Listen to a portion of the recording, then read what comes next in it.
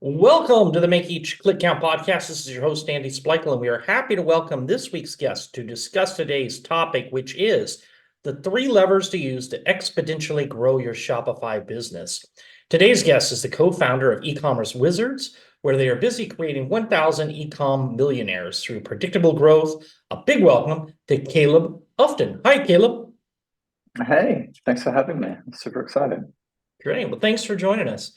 Now, let's start with how can you advertise on your website being able to deliver predictable growth for your customers? Yeah, great question. So my background is in digital marketing, but before that, it was actually in hypnosis, and before that, it was in programming. So I've sort of come from this data-driven, how do you problem solve background into a practical version of psychology, into marketing. And any agency out there will have their SOPs for how they can get a certain result and that kind of thing. What Mark, my co-founder, and I have done is we've taken our experience and we've chunked up as much as we possibly can to what are the actual, what's the minimum set of things you need to know and understand in order to be able to get a certain result, and then how do you effectively manipulate those things so that you get the result you want. And what we've seen time and time again is if you pull on these 3 levers, you get a result. Well, let's talk about those 3 levers. I see you had listed it's cost per acquisition, average order value, and lifetime value. Now, all of these have to do with customer retention. And so why do you concentrate on these 3 levers so hard? And what role do customer acquisition metrics, such as new customers, conversion rates, et cetera, play in your strategies, or do they? Yeah, I mean, I personally look at CAC or CPA as part of customer acquisition. And to me, conversion rate falls under that, although it can Okay. also fall under retention because if you got an email list, you have return customers, that is going to have an impact on your conversion rate. But part of the reason we focus, we look at it as a triangle, right? I'm trying to make a triangle shape. Two corners of this triangle, I would say yes, they are very heavily on the retention side of things. And that's because most businesses focus, let's say 95% of their efforts on the most expensive part of a customer's journey, which is actually getting that customer to start with. And then if you look at e-commerce in particular, again, most of those businesses are extremely focused on the most expensive part of the most expensive part, which is how do I get cold sales typically. If they have a decent agency or they've got a decent amount of marketing experience, they might be using a 3 or 5 step funnel where they're actually warming the audience up. They're not exclusively focused on cold traffic, but it's still very much the most expensive part of the process. It's also the part of the process that people tend to get wrong because there's many different factors that determine how expensive that is. Once you've got a customer, all conventional wisdom and all the data says it's infinitely easier to sell to them again than it was the first time. So if you focus on LTV and you look at increasing your AOV, this just naturally increases revenue over time because people come back and buy. If you have a half decent follow-up sequence, if you have half decent cross-sells in your email, if you do re-engagement, even if you just do a newsletter or campaigns and it's half decent, you will have people come back and buy again and again and again. So if you can increase your AOV, that directly impacts your lifetime value. If you can increase the lifetime value through re-engagement, through SMS campaigns, through message, whatever the mode is, then you're increasing profit on the back end rather than spending more on the front end. And typically that's a lot cheaper to do than the front end. So what are some quick wins that you would tell listeners if they wanted to get results in either increasing their average order value or their lifetime value of their customers? Yeah, bundles for AOV, for average order value, is typically a really good one, but there are There are other things you can do as well. So when I say bundles, I mean, like, buy this t-shirt, get another one for 10% off, 20% off, whatever the case is, right? Or these products go together. Very common. Amazon does it. A lot of big retailers do it. That's fine. But you can also look at upsells. You can also look at cross-selling into another product. It's very common in the supplement space, for example. You say, yes, I want to buy the supplement, and immediately you're offered 6 more of the same thing. And that may seem counterintuitive to anyone who's not been in that space, but it actually makes a lot of logical sense. If you're willing to buy this product and you like it, or you want the result, and you're then offered a discount to get it in bulk, it actually makes a lot of sense for you to take that, so long as the trust is there. In terms of lifetime value, I think people underestimate the value of having re-engagement campaigns, to actively going to your list, whether it's SMS or email, and talking to the people who aren't engaged. I see so many times, oh, we're just emailing to the last 180 days of people who engaged. Okay, but your list is like 100,000 people, and most of them haven't engaged in the last 180 days. So A, you're paying for them. B, you're not getting revenue from them. That makes no sense. Like, send them the infamous, 7-word email or something like that. Are you sure? Do you no longer want this product? Do you no longer want this result? And you'll be surprised what you can get. Now, in your bio, it also says that you work with Shopify customers. Do you work with clients who are on different platforms, or are you exclusively working with Shopify? We decided to niche down into Shopify, mostly because of a standardized system, but we've worked with WooCommerce. I've personally worked with Magento, WooCommerce. I've built sites in Django, which I don't know if anyone knows what that is, but I've even worked with sites running Nido. It's what we're teaching is principles. We're teaching concepts that, at the end of the day, they kind of come down to the basics of human psychology. I harp on about trust left, right, and center all the time. Like, increase the perceived trust on your website. One of the biggest things that I say to people, and there's many different ways to do it, but the processes and the systems, they can be implemented on any platform that you can do split testing on. I will caveat with that. We just focus on Shopify because A, it's a big player in the market. B, there's a lot of people that seem to get stuck around the sort of 10 to 20K mark in Shopify. And that's normally a systems, processes, and mindset barrier. So you had mentioned building trust in your customer's mind on your website. What are some of the ways that you are able to do that? Yeah, reviews are the most obvious one. It still surprises me how many people don't display reviews. And with that, there is a little caveat. If you've got less than, I say about 11, I've seen, not always, but I've seen when you have a small number of reviews, it can actually lower the conversion rate. So if you haven't collected reviews, collect a few before you go publishing them.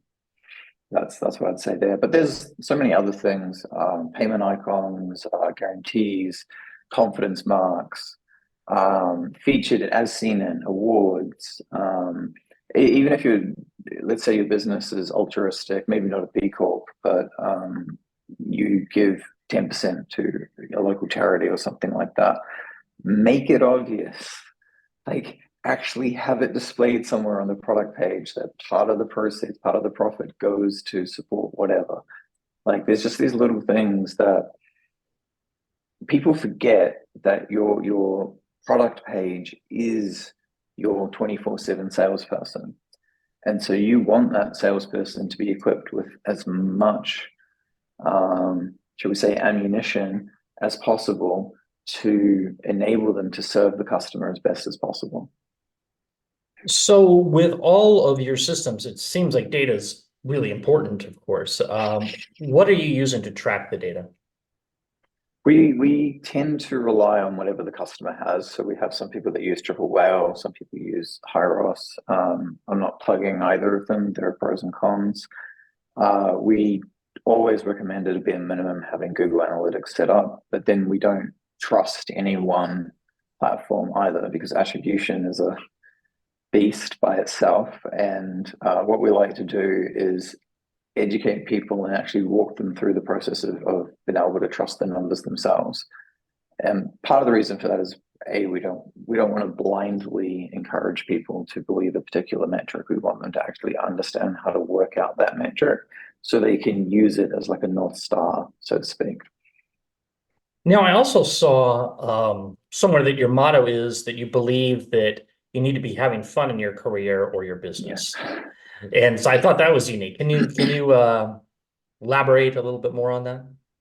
Yeah, I mean, this is actually how Mark and I met. Was through play and fun in a group we were in. We were randomly assigned for a project that was quite fun, and we decided to create something fun together, which happened to be e-commerce wizards. But as mentioned, I did social media marketing.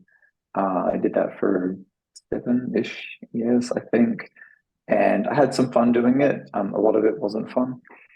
Before that, I did the hypnosis practice, which I really enjoyed helping people and serving them, but it wasn't super fun, especially the marketing side of it was just, I knew nothing about marketing at that point in time, so it was very overwhelming.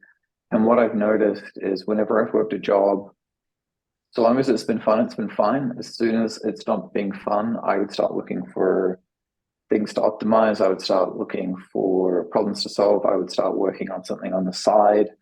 I would start playing card games at my desk because I was just bored. So for me personally, what I found is there's a relatively direct correlation between the amount of fun and play and joy that I'm experiencing in my life and my health, my financial well-being, my mental health, all of these things. And I notice we actually had this on a call last week, and I just caught up with the member.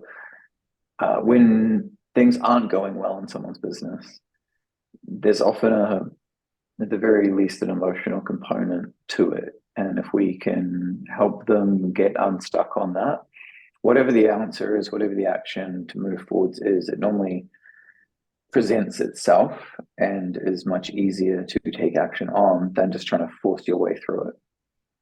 So where do you think that most e-commerce companies get it wrong when it comes to running their business? I would say they turn it into a job. You know, that would be the easiest way to answer that is they got started for a reason. They had some wins. That was exciting. And then the reality of marketing kicks in, the reality of fulfillment kicks in, and it becomes a job. And they forgot, or they forget why they started. They don't have the skills to put systems in place. They don't know when to outsource or when to automate. And so they're wearing 20, 30, 40 different hats, and it stops being fun very, very quickly. So we've gone through a lot of changes, especially AI coming in. Where do you see e-commerce going in the next 12 to 18 months? This is a really good question. I was asked it on another podcast. 12 to 18 months, I think we're going to see more automated shopping. And what I mean by that is you can ask Alexa, for example, to order some more laundry powder for you. And based on your shopping preferences, that'll just be handled. I think we're going to see more of that. I think once Apple allow that level of functionality with Siri, we'll start to see that really take off. I'm not as in the Android space as I used to be, so I'm not sure where that side of the market's at, but I imagine it's either ahead slightly or it's not too far behind. So I think there'll be a shift for certain types of products where it just becomes a very conversational, easy. This is what I'm looking for, minimum this kind of reviews, and it needs to have these features. Okay, I found these things. Oh, I recognize that brand. Buy that one. Purchased. It'll be at your door in 2 to 3 days. Kind of thing. I think that's where we're heading. Now, what about business books? One of my favorite topics I like to ask every guest is there a business book out there that you can attribute to your journey as an entrepreneur? There's probably a few. So I really would credit, if you want to be rich and happy, don't go to school, for setting me on the path of entrepreneurship. I'm very grateful to my dad for giving that to me when I was 12 years old. My teachers weren't, but I was. The next big one was probably Trading in the Zone. I forget the author's name, but that really taught me a lot about how when your income is in your hands, which is the case when you're trading, but it's also the case when you're in business, all of your, I don't know if I can swear on here, so I'll just, or on the polite side, but all of your stuff, all of the things that you don't necessarily want to deal with will come to the surface, and they will do it in very confronting and uncomfortable ways. And that certainly has been my case on the entrepreneurship journey. The business really is a reflection of you in more ways than most entrepreneurs want to admit. And then the next one would be Scaling Up. It's a really, really good book about just systems and processes and how to think about delivering a repeatable outcome, whether it's for a product or a service. Now let's switch a little bit and talk a little bit more about your agency. In your bio, it says that you're busy creating 1,000 e-commerce millionaires. So tell me about that 1,000 number. Where did it come from? It came from a planning day that Mark and I did. We mapped out our sort of meta model for how we get results for people and who we want to serve. And we found that there's this like pocket of businesses around that 10 to 20K mark, up to about 70K a month, where they genuinely enjoy the business, but it's not fun anymore. So there's this cognitive dissonance going on. They really want it to succeed. They want to have this outcome for financial freedom, time freedom, etc. They believe in their product, but they're blocked for whatever reason. And having taken businesses from 0 to 7 figures, and Mark's taken them from sort of, well, his classic example he gives is 30K a month to 3 million a month. We know sort of the pathways and what can go wrong. So for us, it's very simple to map that process out. But there's something about that $1 million figure, whether it's a year or a month, and I know people listening are going to go, hold on, those are two very different numbers. Yes, but it's also not, depending on how you want to look at it. That figure is a flag for a lot of people in the ground of like, I've made it. I've achieved some level of success that is meaningful, and if done in one of the right ways, I wouldn't say the right way, there are many ways to achieve this outcome. If done in a way that enables and supports freedom in time, then you have the financial freedom and you have the time freedom. So now you actually get to live the dream life that you wanted to, which means you can do more good. And for me, I want to do a lot of good in this world. So helping business owners, it's kind of like a leveraged way of impacting people, if that makes sense. So you had mentioned, I think your target market there between 10,000 and 70,000 a month. When somebody comes to you, I mean, what are you doing it for them? Different marketing aspects? Are you doing it with them? I mean, what services are you offering? Yeah, so I mean, e-commerce isn't an agency per se. It's a mastermind. We Okay. do have a boutique aspect to it, but that is extremely limited. That's purely whether or not we think we're going to enjoy the project. It is literally based on how fun we think it will be. And then we put a price to that based on the value that would be given. But the mastermind itself, we have 2 calls a week. We run through whatever blocks people are going, and then we teach as well.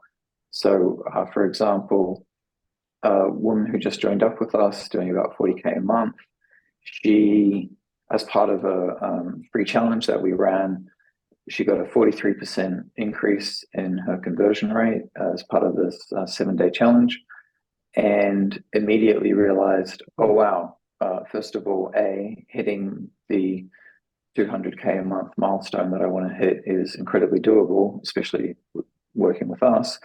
But more importantly, B, I am not set up to do it.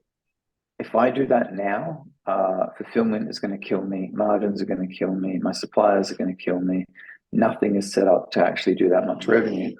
So we just walk through, okay, here's the things that need to change in your business for you to actually reach this in a way that you're going to feel good and you're going to have the margins you want. And so we come from a very, yes, there's tactics, but the tactics are like nothing compared to the strategy and the mindset and the emotional component to actually get you to where you need to be. If you don't have those things in place, it doesn't matter. So how many people are in your mastermind? It's pretty intimate at the moment. I think we have maybe 8 to 10 people, something like that. Yeah, I like it at this size. I think we could grow it more, but probably not more than about 30 or 40 people.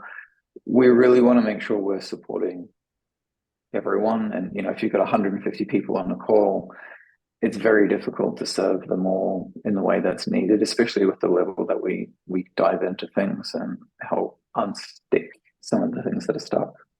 And how long have you been running this?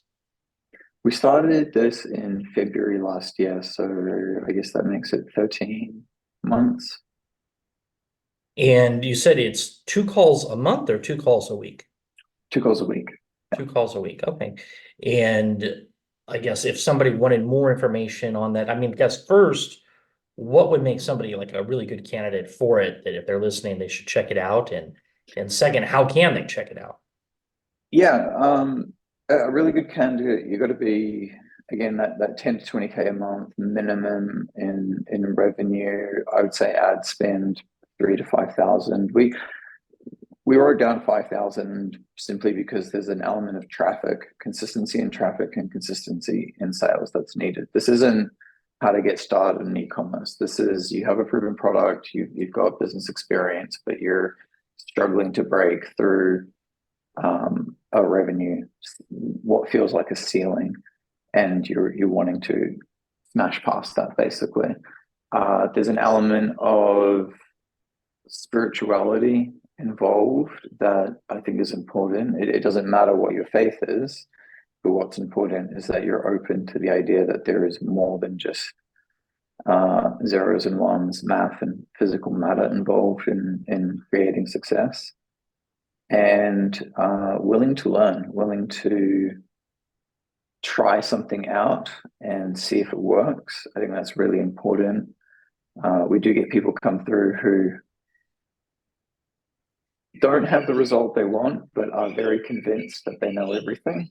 And so we just politely, we're not for you. And how they get started, Yeah. that would be reach out to us. So either reach out to myself or Mark. Go to ecommercewizards.club, CLUB. There's a contact form on there, and yeah. Great. Well, that's been very enlightening today. Is there anything you would like to add before we wrap it up? I would just like to say, if you think e-commerce is the way to you and you have a business, find joy, find love in it somehow, because e-commerce is a great model. It's a great vehicle. It's not the only one. There's many vehicles that work, but commerce in particular is about value exchange. And you can do that at scale. And if you have a good product, you can make a significant impact in people's lives as a result of that. And I think that's worthwhile, personally. And so I would say, don't give up on your dreams. Keep going. Great. Well, thanks for joining us today. Thank you for having me.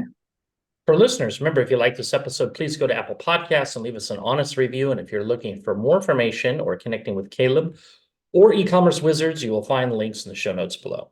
In addition, if you're looking for more information on growing your business, check out our podcast resource center available at podcast.makeeachclickcount.com. We have compiled all of our different past guests by show topic and included each of the contact information in case you would like more information in any of the services discussed during previous episodes.